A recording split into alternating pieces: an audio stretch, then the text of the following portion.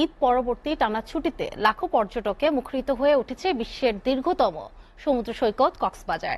কানায় কানায় পরিপূর্ণ ৫ শতাধিক হোটেল, মোটেল, গেস্ট হাউস। তবে কোথাও কোথাও অতিরিক্ত টাকা আদায়ের অভিযোগ করছেন পর্যটকরা।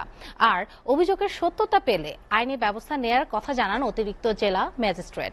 একই সাথে বাড়তি নিরাপত্তা নিয়েছে ট্যুরিস্ট পুলিশ। কক্সবাজার থেকে আহসান সুমনের প্রতিবেদন। সমুদ্রের নীল জলরাশি আর দীর্ঘ সৈকতে লাল কাঁকড়ার ছোটাছুটির নয়নবিরাম এমন দৃশ্য যে কাউকেই আন্দোলিত করে।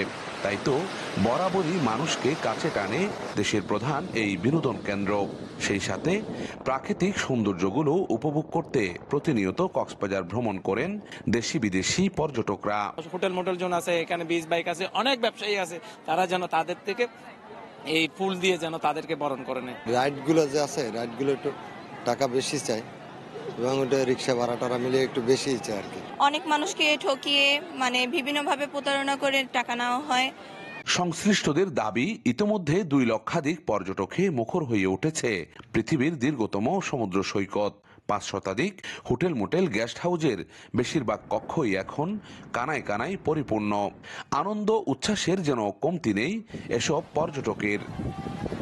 আগত পর্যটকদের ফুল দিয়ে বরণ করছেন পর্যটন সংশ্লিষ্ট ব্যবসায়ীরা।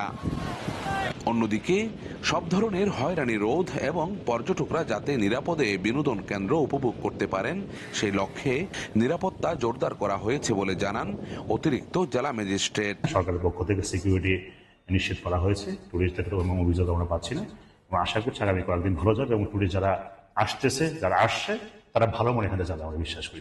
এবারের টানা ছুটিতে ৪ লক্ষাধিক পর্যটকের আগমন ঘটতে পারে বলে ধারণা করছেন সংশ্লিষ্টরা। আহসান সুমন, SATV, কক্সবাজার।